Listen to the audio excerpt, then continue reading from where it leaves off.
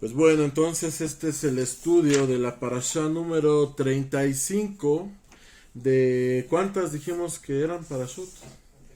54, muy bien, Jared si se acuerda. Ya vamos más de la mitad, ya nada más nos faltan menos de 20, 19 exactamente. Esta es la parashá número 35, la parashá más extensa de la Torá, la parashá más larga de la Torá. Es la segunda parashá del tercer libro de Moisés. Eso significa que esta parashá está en el libro de Números, que en hebreo se llama Bamidbar. Exactamente, Bamidbar significa en el desierto, ¿sale? Entonces esta parashá Naso, va a iniciar en el capítulo 4, versículo 21. Ajá. ¿Del libro cuál dijimos? Del libro de Números. Y va a terminar en el capítulo 7, versículo 89, si no me falla la memoria. Es el último. Exactamente, sí, el 89. ¿Vale? Es la parashá más larga, les digo, de la Torá. La parashá más extensa. Y pues bueno, la Haftará es en Shoftim, en Jueces 13, 2 al 5. Y en la Brida Hadashá es en Luca 1, del 11 al 20. ¿Vale? Esas son las porciones. Esta parashá, pues al ser la más extensa, la podemos dividir en 3 parashot. ¿Sale? En 3 parashot chiquitas.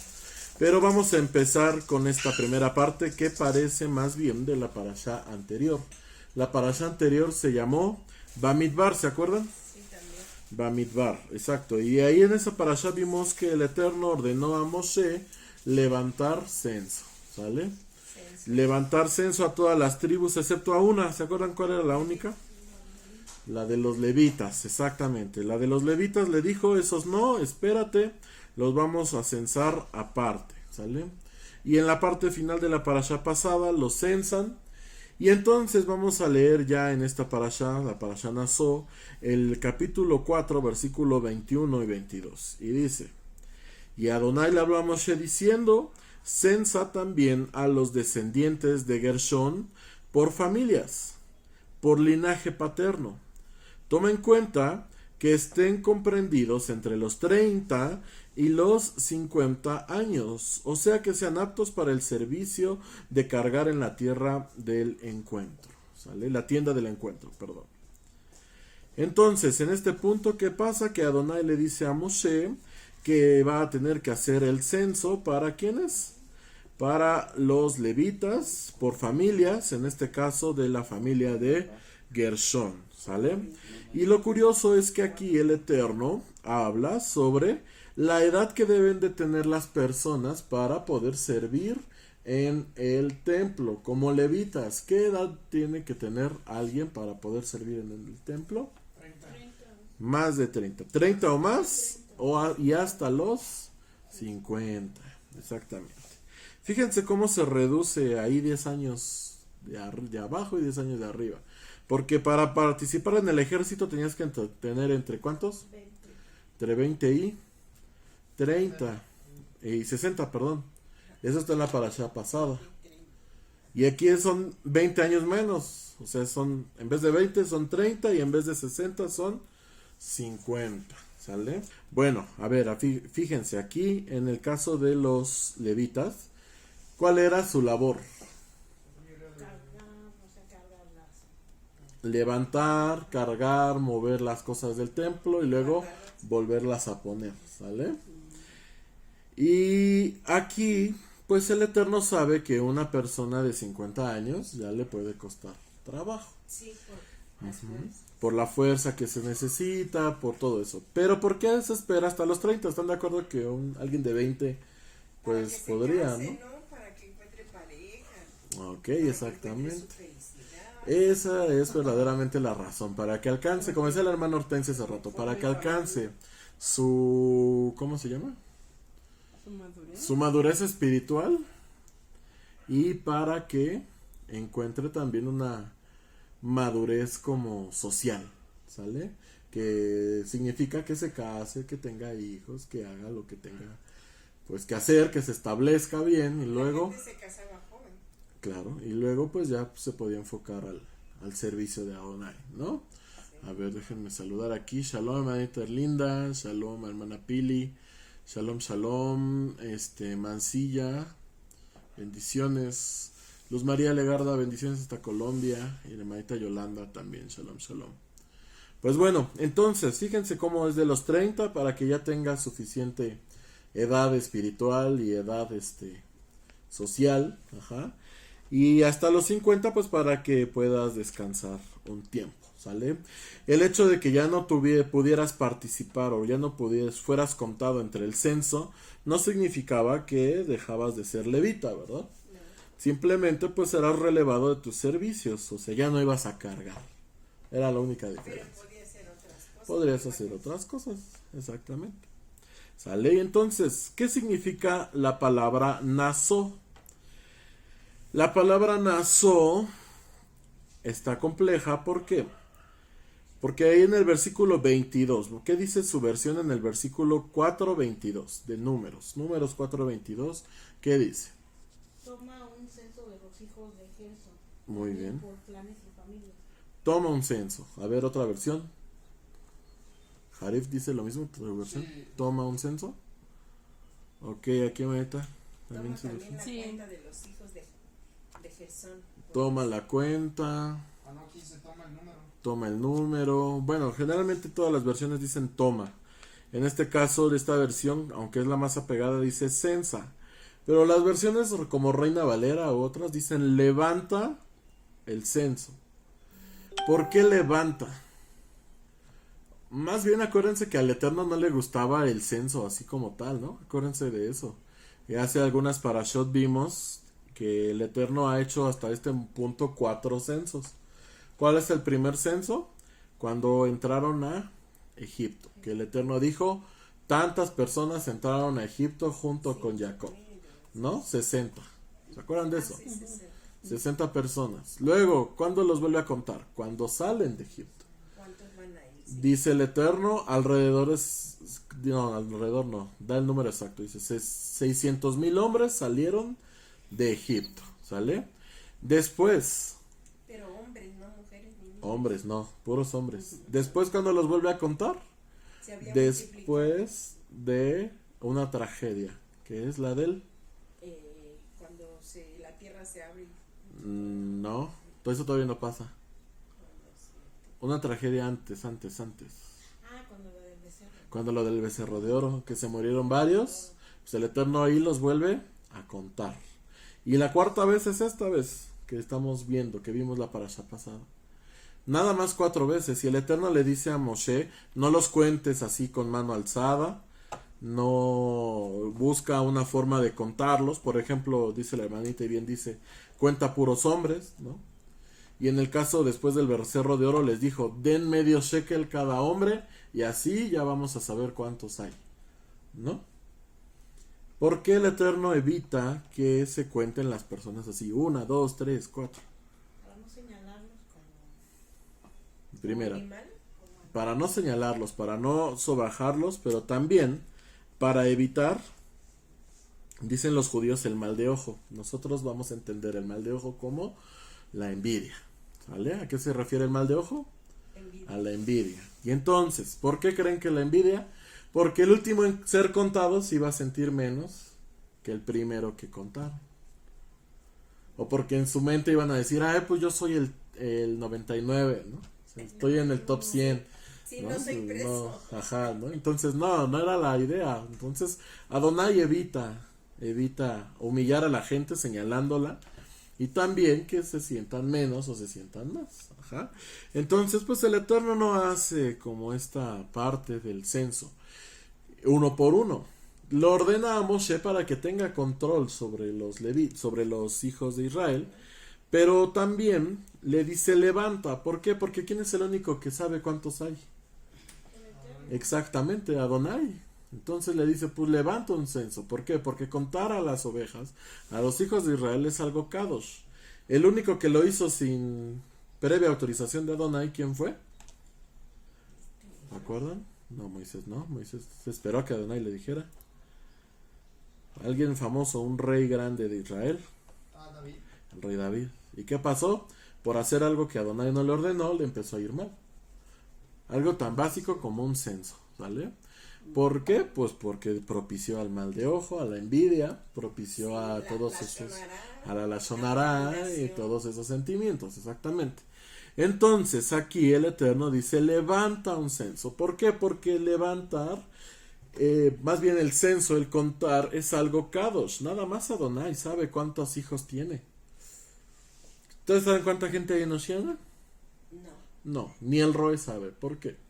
porque yo me imagino que ella estudió ese y va a ser maldición, va a ser... Exactamente, porque si no nada más te pones a pensar, ay, cuántos, ¿no? No, Por ejemplo, aquí en se Facebook hace y en los algo. videos, ajá, es muy frecuente, aquí te sale el numerito, tantos te están viendo, pues sí. Pero pues así sea 1 o 0, o a 6 como ahorita son, o los que sean, no importa. Siempre estás al pendiente, ¿no? Sí, eso, y ese número a veces te distrae, ¿no? Y nada más estás son bien poquitos, ¿no? Y te empiezas tú a mal viajar, ¿no? A sugestionar. A sugestionar, exactamente. Entonces, el contar es algo del Eterno, algo bien kadosh, ¿no? Entonces, por eso el Eterno usa esta palabra naso. Y naso significa elevar. Elevar o levantar. Y entonces el Eterno le ordenó a Moisés que levantar o elevar el censo. ¿Sale? Entonces, naso, ¿qué significa? Elevar. Muy bien. En esta parte, primera parte de la parasha, el Eterno le da las órdenes a los levitas, a los de Gershón les toca recoger las cortinas, a los de Kehat, perdón, a los de Merari les toca recoger los postes, y a los de Kehat les toca los utensilios, si no me acuerdo, ¿sale? Todos tenían una función, así es. Exactamente. Y a los Gershonim y a los Merarim, a los hijos de Gershon y a los hijos de Merari se les permite tener carretas. ¿Para qué? Para que carguen por ellos. Pero a los hijos de Kehat, que eran los que llevaban los instrumentos, o sea, llámese la menorá, llámese la mesa de los panes, llámese el arca de la alianza, a ellos no se les permitía. ¿Por qué? Porque ellos llevaban consigo algo super kadosh. Es el arca de El arca de la alianza, que exactamente. los dos palos a los lados, y de ahí y no lo podía tocar nadie más que estaban ellos. asignados a levantar esa. Exactamente.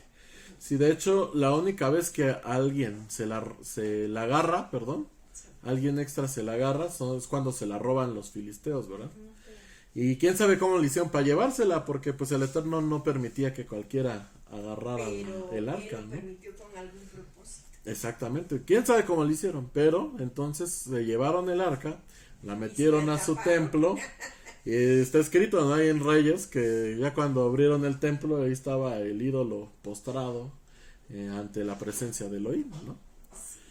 ¿Y qué pasó? Pues se espantaron los filisteos, subieron el arca de una carreta, le pegaron a los bueyes y jálale para allá, porque ya llévatela, no la queremos, ¿no? Y entonces Por la eso única era, vez... o sea, para demostrarle que era el poder que él tenía y que aún sus dioses de ellos, aunque fueran de piedra, él podía hacer lo imposible. Así es. Lo inédito, ¿cómo se puede decir? Pues sí, lo sobrenatural, ¿no? Esa, sobrenatural. Exactamente, ¿no? Ay, Entonces fíjense cómo... qué terror, qué bello. Exacto, ¿no? Y de hecho, pues sí era algo terrorífico para ellos, porque imagínense, ¿no?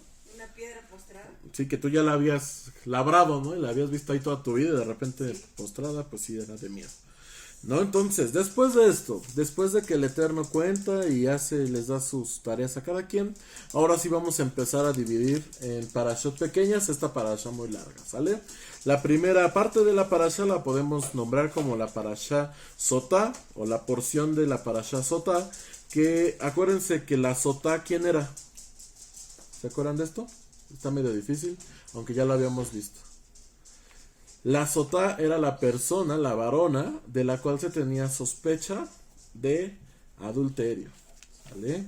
Esa era la sotá, ¿vale? Se tenía sospecha, todavía no se estaba seguro, ¿vale? Entonces, si se tenía sospecha, esto implicaba que, ¿qué? que pues había un procedimiento para poder saber si era Así. culpable o era inocente. ¿Sale? Y entonces, ¿cómo llegamos a esta parte de la sota? Bueno, lo primero que habla el Eterno es decir que los 3 campamentos son kadosh. ¿Cuáles 3 campamentos? El campamento donde está el Mishkan, donde está el templo, el campamento externo, acuérdense, el Mishkan está en el centro, ¿no? Sí. Está en el mero centro. Después, alrededor del Mishkan está el campamento de ¿quiénes? De los levitas. De los levitas, muy bien, de los levitas. Y después del campamento de los levitas, más afuera está el campamento de las tribus, que fue lo que vimos la parasha pasada, ¿se acuerdan? Entonces, el Eterno le dice, los 3 campamentos son kadosh, los 3. Dependiendo qué tipo de impureza, tú no podías entrar a algún campamento. Por ejemplo, el que tenía zarat, ¿se acuerdan qué es zarat? Sí, lepra. El que tenía zarat, el que tenía lepra, muy bien. Ese no podía entrar a ninguno de los 3 campamentos, ese lo tenía que echar, ajá, hasta afuera. Hasta si se limpiaba. Y ya si se limpiaba regresaba, exacto. Después, ¿qué otro tipo de impureza había? Las mujeres.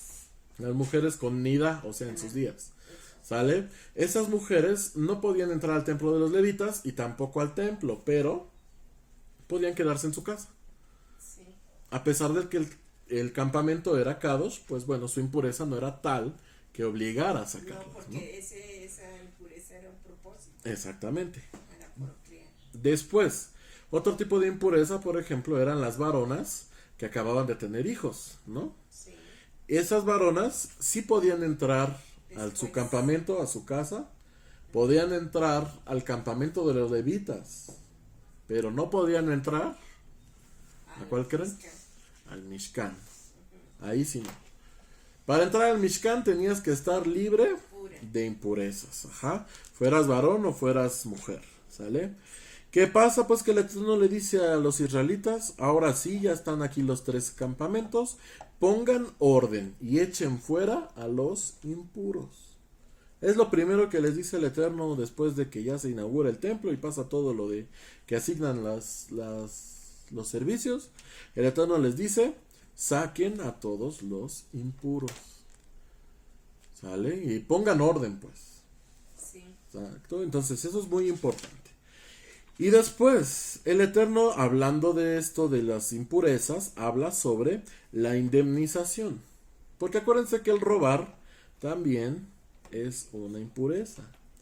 ¿Sale? Y entonces, ¿qué pasa? Pues que el Eterno le dice, tú que has actuado mal, ajá, dice ahí en el verso 6, transmite a los israelitas, perdón, Bamidbar 5:6, transmite a los israelitas que un hombre o una mujer que cometa alguna transgresión contra su prójimo, obrando así deslealmente contra Adonai y haciéndose culpable por eso, deberá confesar la falta cometida y deberá restituirle al perjudicado la suma original más una quinta parte. ¿Vale? O sea, que ¿qué pasaba? Que si tú te robabas 100 pesos, te volvías automáticamente impuro. Para volverte puro otra vez, ¿qué tenías que hacer? Primero, en el verso 7 dice, ¿qué dice ahí? Confesar el pecado que ha cometido. Confesar el pecado. Eso era el primer paso, confesar el pecado. Entonces, ¿qué pasaba? La persona iba con quien le había robado y le decía, ¿qué crees? Tuve una necesidad, tuve un impulso de mi carne y te robé. ¿Vale? Entonces después dice, y deberá restituirle al perjudicado la suma original. Si te habías llevado 100 pesos, ¿cuánto le tenías que regresar? 200. Te dice la suma original, ¿qué era? 100 pesos. Sí, sí. ¿Sí? Y luego dice aquí, más adelante dice, más una quinta parte, o sea el 25%. 25, no, el 20%. El 20%, dices. ¿Sale? El 20%. Entonces, si te habías robado 100 pesos, le tenías que regresar los 100 pesos más la quinta parte, es el 20%, que son otros 20 pesos. Te habías robado 100, tenías que pagar 120. ¿Vale? ¿Para qué? Para volver a tu estado de pureza, entre comillas pureza. ¿Sale? Y después, ahora sí, el Eterno nos habla ¿qué pasa si tú tienes una sospecha de que tu mujer ha cometido adulterio? Lo primero que pasaba es que tenías que ir con el Cohen, ¿vale? Tenías que ir con el Cohen, decirle, hablarle de tu sospecha. Ajá. El Cohen tomaba un pedazo de pergamino, de papel arroz. ¿Ubican el papel arroz? Sí. En ese entonces, pues ellos usaban ese papel arroz. Escribía en el papel: yo declaro que soy inocente ante Adonai, o sea, las 4 letras, el tetragramatón.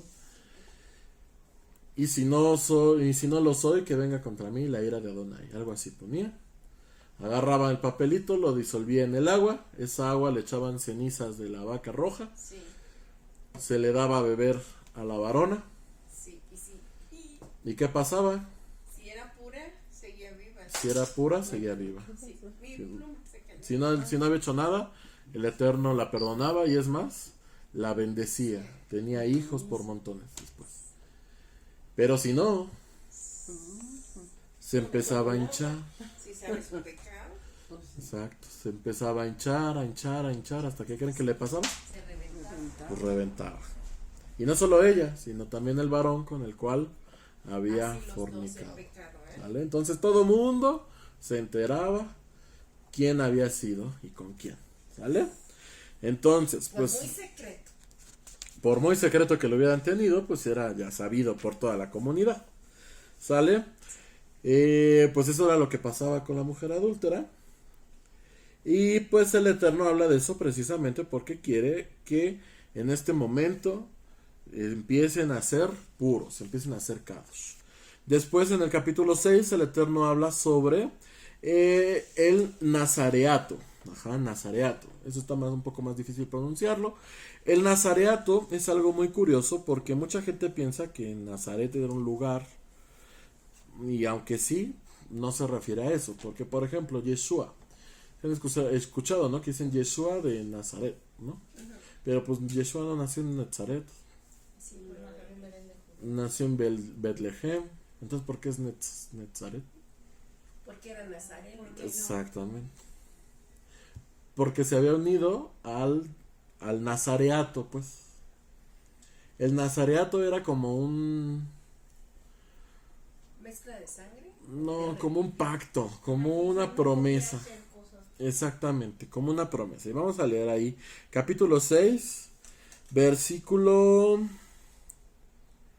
2. Dice: transmíteles a los israelitas y diles: si un hombre o una mujer se aparta de la comunidad, haciendo una promesa especial de abstinencia, apartándose para Adonai como Nazir, o sea, Nazareno, deberá abstenerse de vino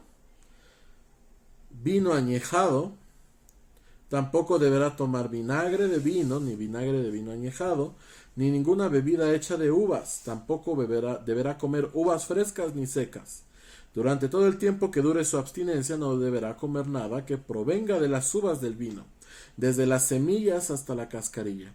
Todo el tiempo que dure su abstinencia no deberá pasar la navaja sobre su cabeza. Esto quiere decir que no se puede cortar el cabello, ¿sale?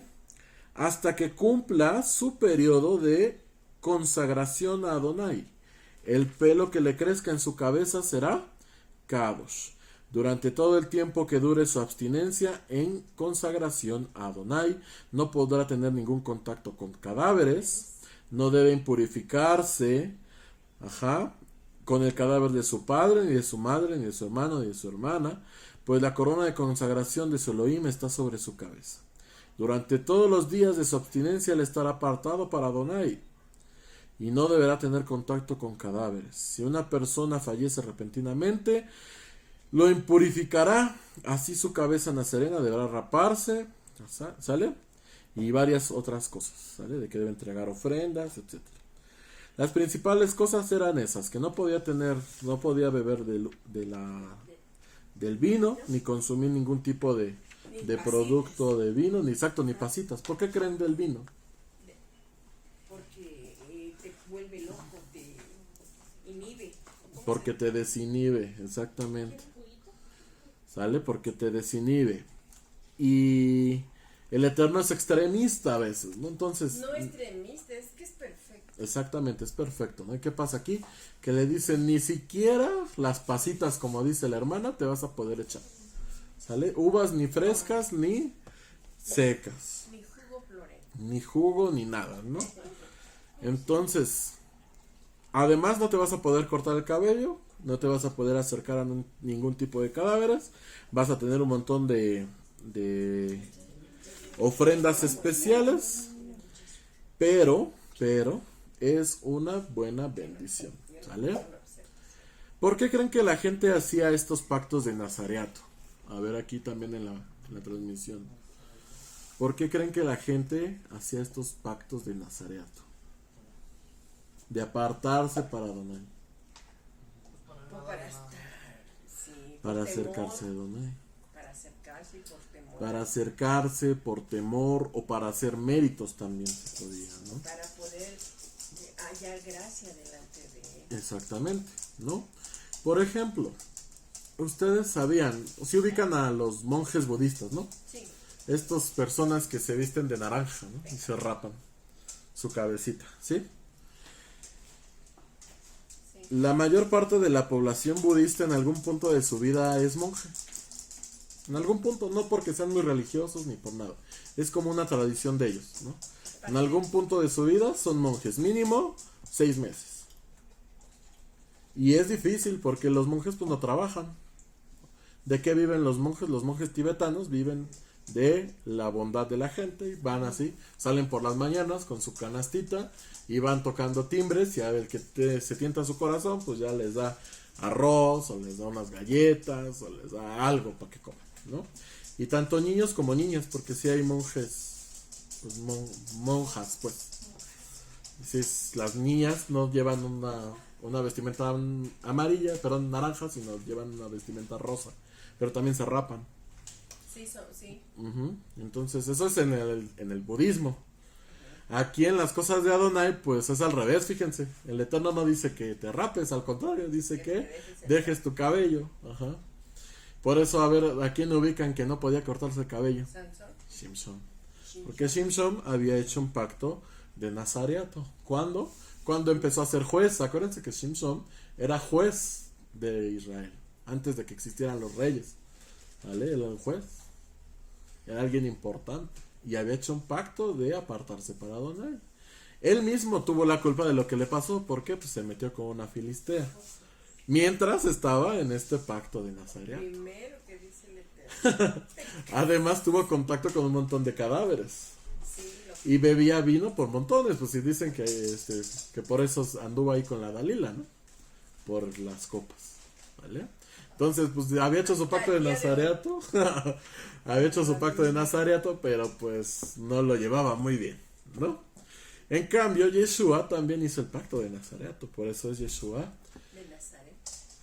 nazareno en realidad. Ni nazarenos. Y por eso esa parte de que Yeshua tenía su cabello largo, pues a lo mejor sí. ¿Por qué? Pues por Sí, esto. Sí. Ajá. Y entonces no se le acercó, por ejemplo, a este que resucitó, ¿cómo se llama? No, nunca lo tocó. Por eso no fue al velorio. Y cuando cuando fue a la tumba, de afuera le gritó, Lázaro, Levántate. sal fuera, ¿no? Levántate y anda. Sí, no, Yeshua nunca tuvo contacto con... Si tú te puedes a buscar, nunca fue a un velorio entierro. ni a un entierro. Ajá. Porque ahorita hay el que le dice, Ujú. deja que enterre a mi padre. Exacto, ¿no? Pero no, pues ven. Y del vino, pues no sabemos que tampoco, porque por ejemplo en las fiestas de Cana, pues él convirtió el agua en vino, pero no dice nunca que se la tomó. Además no lo probó él, lo probaron los mozos. Exactamente, los mozos fueron los que lo probaron, exacto, ¿no? Entonces ahí pues también podemos ver ciertas partes, ¿no? ¿Cuánto duraba? Porque parece que tenía un tiempo. Exacto, tenía tu periodo, pero tú decidías. Yo supongo que Yeshua dijo a los 30, ¿no? De los 30 a que yo cumpla mi misión, voy a ser nazareno, ¿no? Y pues de hecho, por eso les dice, ¿no? Anhelo el día en el que vuelva a compartir con ustedes esta copa, porque yo me imagino que ese día fue el día en el que terminaba su nazareato y ya podía volver a beber, ¿no? Brikat HaKohanim, ¿sale? Que sería la segunda porción de esta parasha. Brikat HaKohanim, en hebreo. En español, ¿qué significa Brikat HaKohanim? Entonces, bendición del sacerdote. De los sacerdotes, muy bien. Berikat Hakohanim, la bendición de los sacerdotes o la bendición sacerdotal. Y vamos ahí a Números 6:22. Y dice: Adonai le habló a Moshe diciendo: transmíteles a Aarón y a sus hijos lo siguiente, y diles: así deberán bendecir a los israelitas, diciéndoles: que Adonai te bendiga y te guarde, que Adonai haga resplandecer su rostro sobre ti y te dé gracia, que Adonai levante su rostro sobre ti y te conceda shalom, paz. Y así ellos, los sacerdotes, pronunciarán mi nombre en favor de los israelitas, y yo los bendeciré.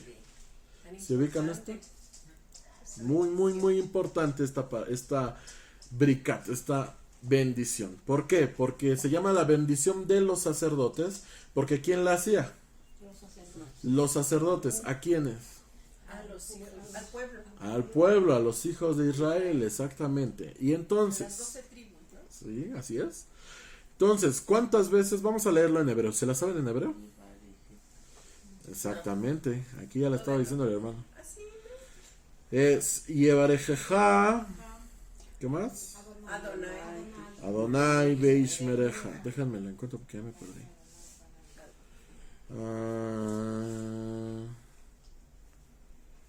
¿En qué parte es? Verso 24. Ajá. Yevarejeja Adonai Beishmereja. Yaer Adonai Panabeleja Bijuneka. Isa Adonai Panabeleja Beyasem Leja Shalom. ¿Sale? ¿Cuántas veces se menciona el nombre de Adonai? 3 veces. Y en ese entonces los Kohanim decían el nombre Kadosh de Elohim. El Shema Meforash, ese era el que decían. ¿Sale? Y después tenían que poner sus manitas en esta posición. ¿Por qué? ¿Se han visto esta señal? Que después se volvió famosa por el señor Spock. ¿Vale? ¿Por qué? Porque hacían esto con sus 2 manos. ¿Para qué? Porque si le hacían así. No. Para empezar, ¿qué se forma aquí? La La letra Shin. La letra Shin. ¿Vale? Y Shin viene del Shaddai. Por eso las mesosas tienen Shaddai. ¿Vale? Y también la Shin, ¿qué significa? La letra Shin. No.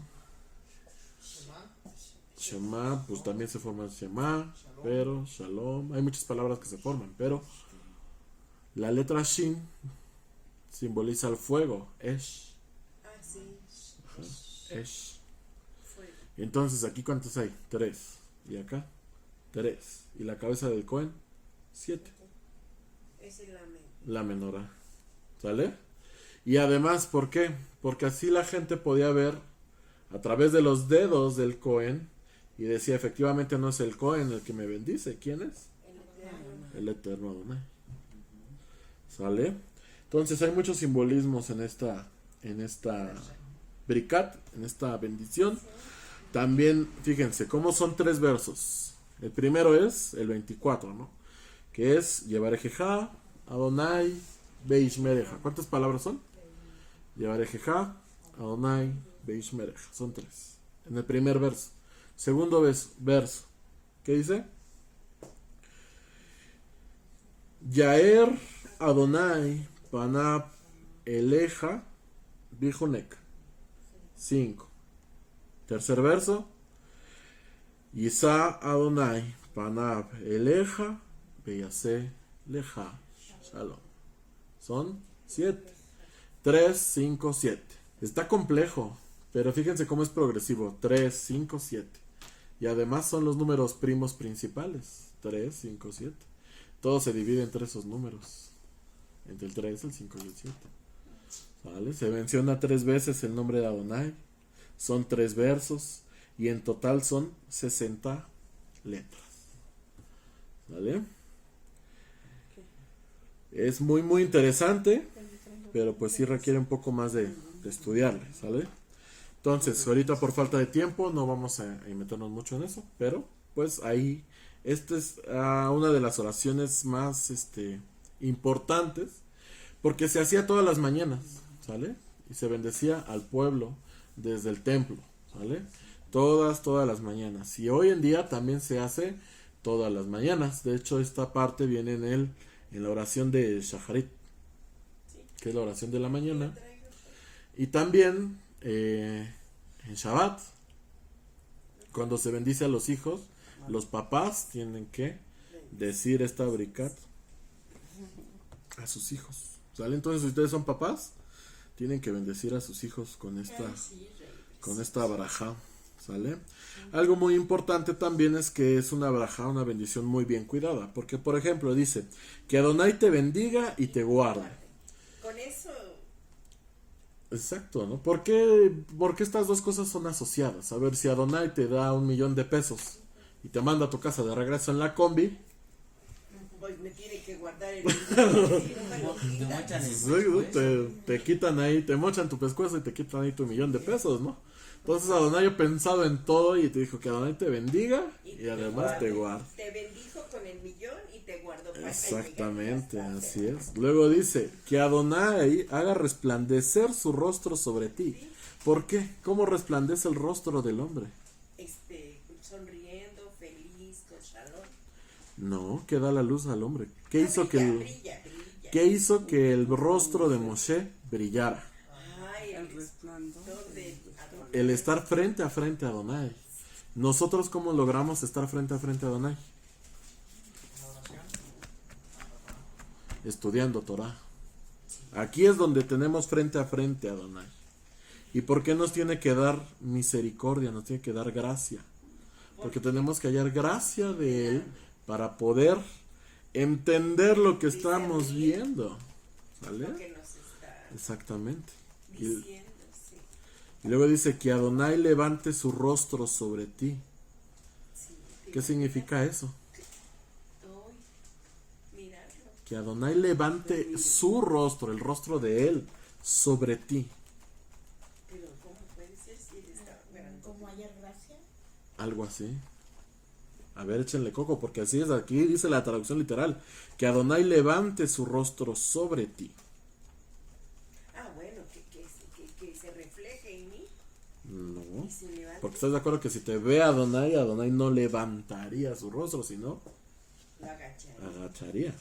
Que Adonai levante su rostro Que te vea con sobre agrado, ti. ¿no? Te vea con agrado más o menos. A ver, piénsele bien. Con amor, ¿Cómo? misericordia. ¿Cómo sería que Adonai levantara su rostro encima o sobre ti? Para que las otras personas vean a Adonai en ti. Se refleje. Exactamente. Que tú seas imagen de Adonai. ¿Sale? Que no vean tu rostro, sino que vean el de Él. Amén. Y te conceda Shalom. Y ese, ay, ¿Sale? me duermo. con tanta Pues sí, ¿por qué? Porque si ya la gente ya no ve tus defectos, sino ve a Adonai, pues ya qué problema tienes. Ya te llega la Shalom solita, ¿no? Entonces fíjense cómo esta bricada es muy hermosa, ¿vale? Entonces es algo muy bueno que nos la declaremos entre nosotros y a nuestros hijos, ¿sale? Después de esto viene la tercera parte, la tercera porción de esta parasha, que son las ofrendas de los Nesiim, perdón. Los Nesiim, acuérdense, los Nesiim eran los líderes de las tribus. Cada tribu tenía al líder de la tribu. Por ejemplo, el Estado de México está gobernado por el gobernador, ¿sale? Ese gobernador, imagínense que es Moshe, ¿sale? Y en vez de haber como 300 municipios que hay en Tlalnepantla, nomás había 12, ¿no? Entonces esos municipios tenían su jefe municipal, ajá. Y esa persona pues le daba cuentas a Moshe y Moshe le daba cuentas a Adonai, ¿sale? Entonces ese era el orden. Estas personas, cuando Moshe llamó a la gente para que donara, ¿se acuerdan de esto? De que Moshe dijo, a ver ahora ustedes de lo que sacaron de Egipto, den ofrenda para que construyamos el templo. ¿Qué pasó? Que los Nisim, los jefes de las tribus en ese entonces dijeron, bueno, pues que la gente dé y nosotros después completamos, ¿sale? Por lo que falte, ¿no? Pero pues ¿qué creen? Que nunca faltó. Y ellos se quedaron como chinos, nomás mirando. Ajá, y pues no pudieron arrebatar ningún tipo de bendición porque pues no dieron nada. Entonces, ¿qué pasó? Que cuando Moshe inaugura el templo, ¿quiénes creen que fueron los primeros en estar ahí para dar ofrenda? Pues ellos dijeron, esta vez no me pasa, ¿no? Y entonces, ¿qué sucede? Que todos van y llevan ofrendas uno por día, ¿vale? Uno por día. ¿Cuántas tribus eran? 12 más la 13ª que era Leví, pero Leví no participaba, ¿sale?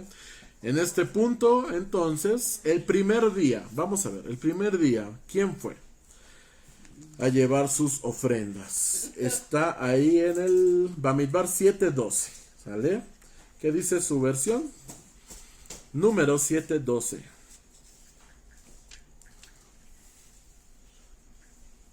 Dice: Y el que ofreció su ofrenda el primer día fue Naasón, hijo de Aminadab, de la tribu de Judá. Muy bien, así De es. Yehuda. Entonces, el primer día, la tribu de Yehudá. ¿Por qué creen que Yehudá fue el primero en llevar ofrenda? Pues porque no había participado en él. Además, pero bueno, se pusieron de acuerdo y dijeron, a ver, tú tal día, ¿y quién primero? Pues Yehudá. Yehudá va primero, porque de Yehudá van a salir los reyes. Ajá, porque Yehudá va a ser rey sobre sus hermanos. Eso lo profetizó Jacob antes de morir, ¿sale? ¿Y quién va? Nachshon ben Abinadab. Este hombre ya había participado antes, aunque no había sido mencionado su nombre en la Torah. Este hombre fue el primero que se lanzó al mar cuando el Eterno lo abrió. ¿Se acuerdan? Dijo yo, fue Muná. Dijo, el Eterno dijo que yo siguiera caminando, yo voy a seguir caminando. Y se aventó al mar. Él fue el primero, Nachshon. Ajá. Llevó su ofrenda, llevó ahí, dice que unos cuencos de plata, instrumentos de oro, varias cosas. El segundo día, ¿quién fue? Versículo 18, Bamidbar 7:18. El segundo día ofreció Natanael, Ujú. hijo de Suar, Ajá. príncipe de Isaacar. De Isahar, muy bien. El segundo día fue Isahar, y el nací de Isahar era Netanael ben Tzuar, perdón. ¿Sale? ¿Por qué Isahar?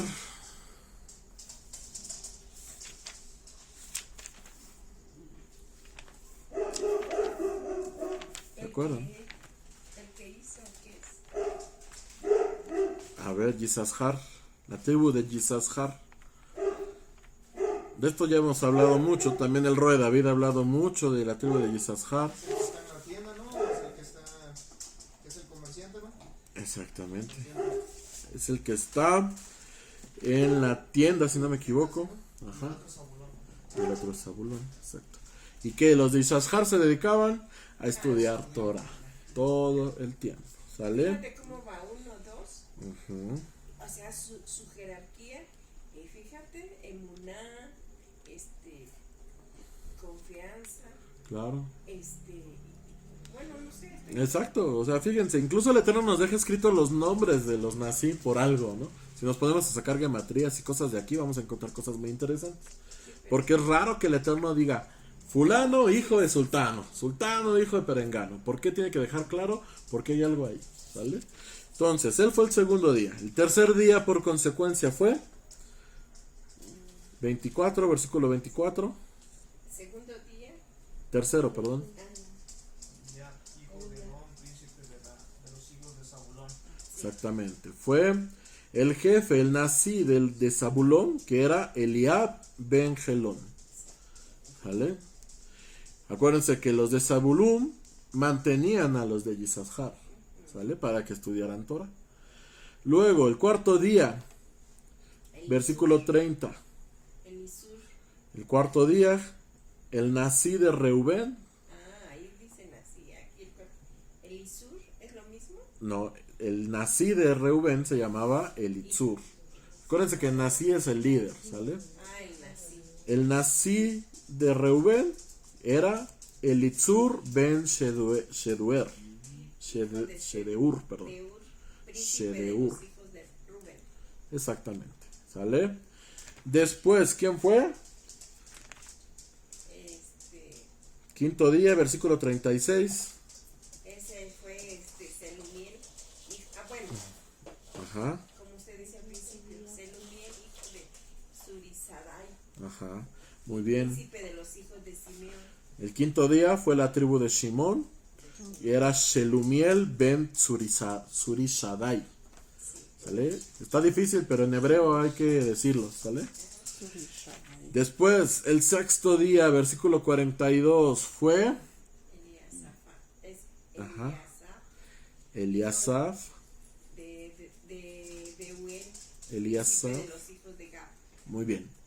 Eliasaf ben Deuel, el nací de Gad. ¿Sale? Después de él fue el séptimo día, versículo 48. A ver, hermano. 48. Último día. El príncipe de los hijos de Caín, Muy bien. Elishama, hijo de Amiud. Muy bien, exactamente. El séptimo día fue la tribu de Efraín, que era Elishama ben Amiud. ¿Sale? El octavo día, versículo 54. Manase, de la tribu de Manases, Gamaliel, Exactamente. hijo de Sí. Pedashur. Exactamente, Menashe. Menashe, de la tribu de Menashe fue el nazi. El nazi, el líder, se llamaba Gamliel ben Pedatsur. Versículo 60, el noveno día. Los hijos de Benjamín, Muy bien. Abidán, hijo De Gadeón. O Benjamín. Gedeoni, Muy bien, está difícil ahí el nombre, ¿no? El noveno día fue la tribu de Binyamin, que era Abidán ben Gideoni. Muy bien. En el décimo día, versículo 66. El décimo día, el príncipe de los Hijos hijos de de Dan. Dan, Muy bien. ¿Qué era? el Eliezer, hijo de Amisadai. Eliezer dice ahí. Muy bien.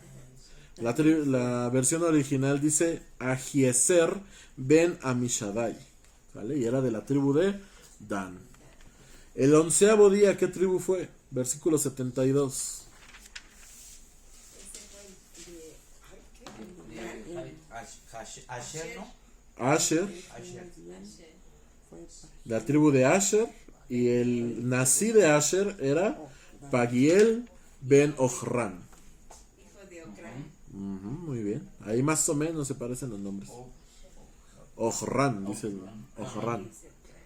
¿Sale? El día 12 y el último fue en el versículo 78. Naftali. Y el nací de Naftali era Ahira, Ahira. Enán. Ahira ben Enan. Ahira, hijo de Enan. Muy bien. Y así desfilaron las 12 tribus de Israel. ¿Vale? La H se lee como J. A veces. No, aquí Ah, ok. es un H porque eso es México, o sea, es México, Ah, pero es una J. ah, ok. No sé qué versión tenga, pero hay algunas medio raras. Y la Reina Valera pues los trae más raras, ¿no? Entonces, pues ahí los nombres más o menos son como se los puse ahí, los originales. ¿Sale? Entonces, después de que dieron todas sus ofrendas, pues finalmente quedó inaugurado el templo. ¿Sale? ¿Y qué pasó? Las ofrendas de los Nesiim ayudaron a la restitución de la Shejinah de Elohim. ¿Por qué la Shejinah de Elohim se había apartado de los hijos de Israel? Porque hicieron algo muy malo, ¿qué fue? ¿Qué? El becerro de oro. ¿Por qué fue algo muy malo? Por Que idolatría. es idolatría, y la idolatría es lo mismo que ¿qué? ¿El Ashramara? No, No. que eso, brujería, hechicería, No, además, el otro, adulterio, infidelidad. infidelidad. Infidelidad, ¿por qué? ¿Se acuerdan? ¿Por qué creen que viene esto de la mujer infiel al principio? Porque así como se le hacía a la mujer infiel, también les pasó a los que hicieron el becerro de oro. ¿Se acuerdan qué hizo Moshe con el becerro de oro? Los que lo comieran. Lo hizo cenizas, lo mezcló con agua y se los dio de tomar. ¿Y qué creen que les pasó a los idólatras? Lo que le pasó a la Lo que le pasaba a la mujer adúltera, explotaron. Eso les pasó. Y entonces el Eterno se enojó mucho con el pueblo. ¿Por qué? Porque se acababa de casar con ellos y, ya estaba y a las adulterado. horas ya eran infieles. Adulteraron ya. Exactamente. No adulteraron, adulteramos todos, ¿sale? Y entonces, ¿qué pasó? Que el Eterno se apartó. ¿Cuándo regresó la presencia de Elohim al campamento? Hasta este punto. Cuando el templo es inaugurado y después de todas las ofrendas de los Nasim. Es como se redime el pueblo, ¿sale? Sí, como Hasta ese perdona. punto, ¿sale? Y entonces vamos a leer finalmente el versículo 89, el último versículo del capítulo 7 de esta, y también el último versículo de esta parasha. Y dice: cuando Moshe entraba en la tienda de encuentro, escuchaba la voz que se comunicaba con él por sobre la cubierta del arca de testimonio. Esta voz emergía de entre los dos querubines. Así Adonai se comunicaba con él.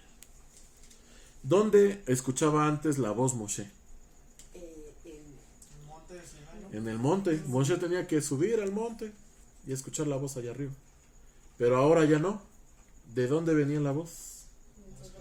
De entre los querubines, en el arca del pacto, ahí en medio del campamento.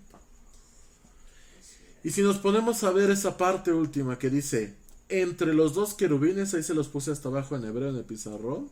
En hebreo es mi ben shenei ha querubim, entre los dos querubines. Si agarramos la primera letra de esas tres palabras, forma mem, shin, hei, que es Moshe. Ay, Moshe. ¿Vale? Ahí está oculto el nombre de Moshe.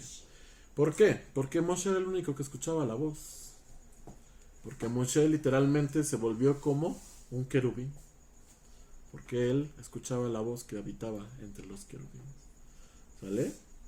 Algo muy, muy interesante. muy hermoso. Muy hermoso, así Mucho es. calor. Entonces, ¿aprendimos algo de esta parasha? Sí.